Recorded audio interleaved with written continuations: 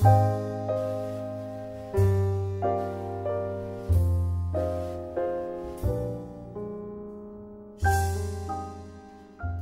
a world where there are significant inequalities, people living in poverty, and competing demands on resources, Africans face many challenges.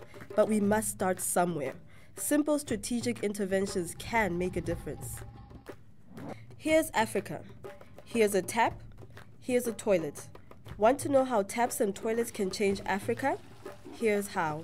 Without safe drinking water and sanitation, people are more vulnerable to health risks like parasites, which can lead to diarrhea, which can then lead to malnutrition. These health conditions can reduce quality of life, decrease productivity, and lead to premature death. In Africa, for every 1,000 children under 5, almost 16 are dying of diarrhea. We found that increasing access to water and sanitation by 2% every year to 2050 could lead to 18 million fewer malnourished children by 2030. A total increase of $75 billion in the continent's GDP by 2040, and 17 million fewer people living on less than $1.25 a day by 2050. We also found out that with no investment in improved water and sanitation, the probability of state failure in 2030 increases by 40%. But with the 2% improvement, 16 African countries have less than a 20% chance of state instability.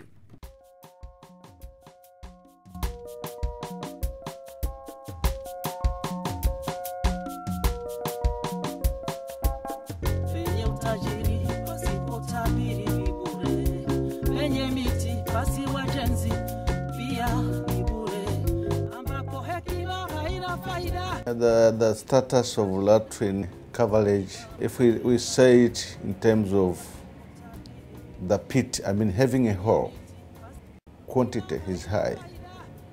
We are talking of 98% in urban and 88% in the rural areas. But when you speak of quality, then the coverage is lower. It goes down into 47% only. Wananchi wengi wamekuwa wakidhani ni ngumu sana kuwa na choo chenye ubora na ambacho kinaweza kumsaidia kudhibiti madhara yanayoweza kujitokeza na kumsambaa kwa kinyesi. Community solidarity to drive the demand for improved sanitation.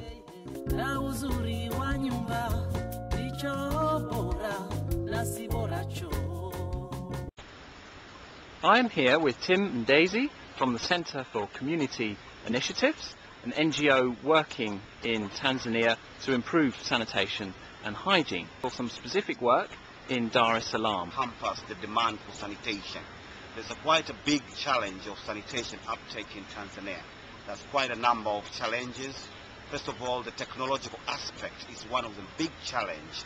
That's what we want to explore during this kind of research. The other thing is about the financing approaches, because there has been a lot of subsidy, it's a lot of systems to provide sanitation, but most of them have never been worked.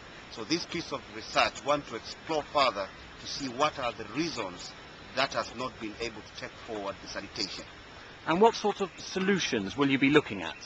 We want to see the way how the technologies, variety of technology that can be suitable to address aspect of high water table within the aspect of the Dar es Salaam, as well as the financing model. That's why this research is more action research oriented, not theoretical part, but there will be more action being generated toward solving the problems. And then when we're talking about the technology, could you explain a bit further?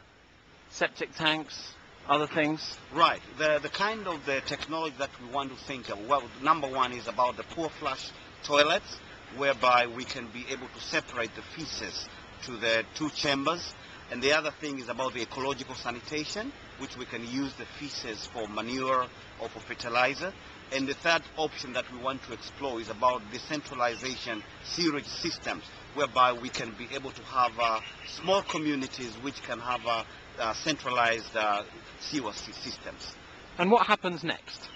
And after that one, we hope that we will be able to generate more policy engagement with policymakers, with the people from the ministries, with the politicians, to be able to raise up the profile of the sanitation agenda. Drinking water that isn't clean is alive with all kinds of hidden life forms, invisible to the naked eye, fascinating to scientists, repugnant to those with no option but to drink it. In Tabazimbi, the residents assured us this isn't a glass of Coke, this is their drinking water, and it comes out of the taps in spurts of green. And this is what their water filters look like after 5 days. In Valwater, Limpopo, the water is several shades of brown. And in Middelburg, they ask how on earth they're meant to bath or drink this. But the submission that shocked us the most came from Standerton, where residents say not only is their water brown, but they also have worms in it. It's alleged 9 schools had to close at the beginning of the year. As Bloemhof with water, the town is battling a diarrhea outbreak, allegedly after drinking contaminated water.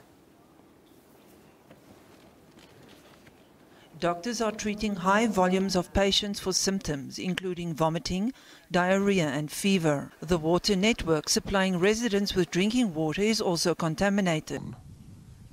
There are molds, there are bacteria which could be pathogenic, there are viruses, there are parasites, and all of those, either on their own or in combination, could cause acute effects. And there are massive spillages of sewer along the Vaal River. The Department of Water Affairs has confirmed that of South Africa's 970 sewage plants, only 32 will receive their Green Drop certification. That means that only 32 have been found to maintain a 90% rate of managerial excellence.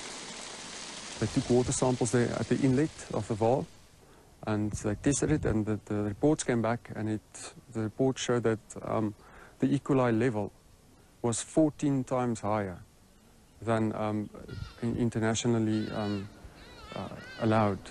Lekwa municipality lies upstream from the Vaal Dam, where Gauteng gets its water. The Vaal River is in sewage hell. Reports from the Department of Water Affairs and Forestry show that 67% of sewage works in Gauteng are not up to scratch. Still okay compared to 90% in Mpumalanga, 99% in the Free State, and a whopping 100% in Northwest. But government has done a lot in 20 years, put the grid under major pressure. The immediate solution, mega coal power stations, Medupi and Kusile. Some of the largest and most advanced in the world. Both projects are already over budget by billions, Medupi even doubling in cost. But when Medupi and Kusile are eventually up and running, there still won't be enough power to go around. To avoid the mistakes of the past, government now has the Integrated Resource Plan. This blueprint divides the country's long-term and short-term energy needs into coal, nuclear, gas, hydro, wind and solar.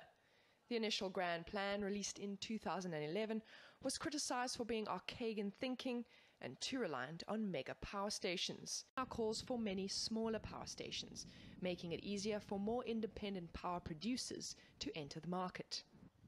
The success of government's program with independent power producers in the renewables sector is proof that Eskom doesn't have to build it all. Since 2011, dozens of companies have invested over 100 billion rand building solar and wind farms across the country. It's clean energy, but power generation relies on weather patterns.